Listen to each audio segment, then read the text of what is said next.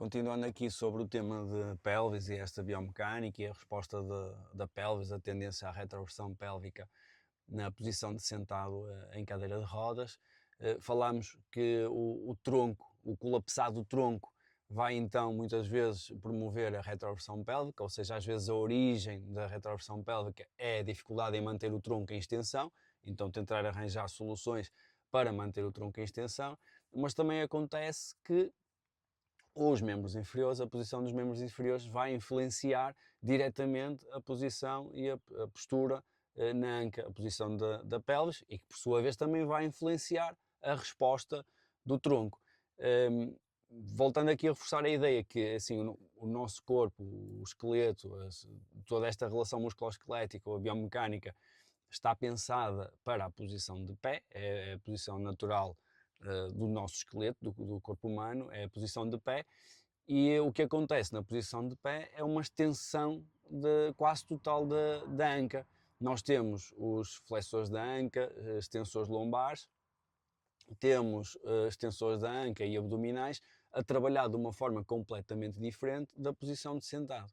E aqui uma alteração grande que eu referi um bocadinho no vídeo anterior, ou num dos vídeos, depois podes ver, mas uma alteração grande é quando nós estamos sentados, é efetivamente esta flexão da anca, que é uma diferença grande comparativamente à posição de pé. Então este equilíbrio entre estes grupos musculares, por exemplo, flexores da anca, extensores da anca, abdominais, extensores lombar, vai ficar alterado.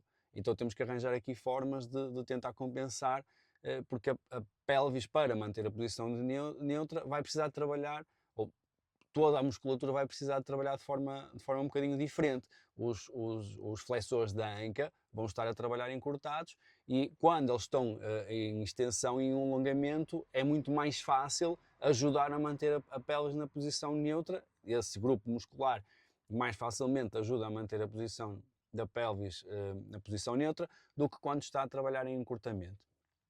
E então, nós, para além dessa dinâmica variar, temos que a situação de que a resposta dos membros inferiores, as pernas e inclusivamente os pés, a posição vai influenciar também diretamente a posição da anca, consequentemente a posição da pelvis. Um exercício muito simples que qualquer um de nós pode fazer. A maior parte das pessoas que trabalham nesta área de posicionamento em cadeira de rodas tem esta noção desta resposta biomecânica, que é na posição de sentado.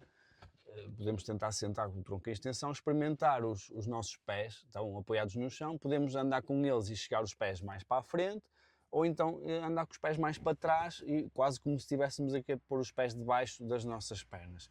E vamos ver que a resposta é diferente. Nós, quando temos os pés mais próximos, o joelho mais fletido, a tendência é a anteriorização pélvica.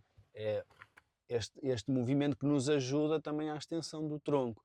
Quando nós temos os pés mais chegados à frente, a tendência já vai ser a retroversão, a posteriorização pélvica, e então, mais uma vez, isto como uma cadeia biomecânica, o tronco a colapsar e a deslizar na cadeira. Então é importante ter noção que a posição dos pés, às vezes um simples ajuste nos pés, vai ajudar a resposta no tronco.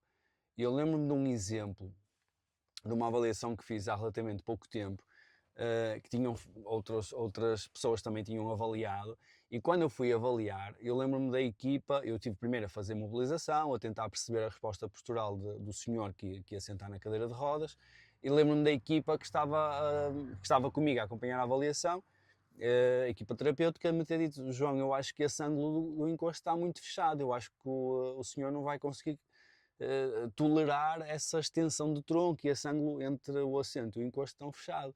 Eu fiquei assim um bocadinho na dúvida, disse: vamos experimentar. A mim pareceu-me que talvez conseguisse tolerar, mas estavam-me a dizer que não. Ok, olha, vamos experimentar, e se for preciso abre-se um bocadinho o ângulo do encosto. Sentamos e a resposta foi um tronco muito mais em extensão do que as outras avaliações que tinham feito.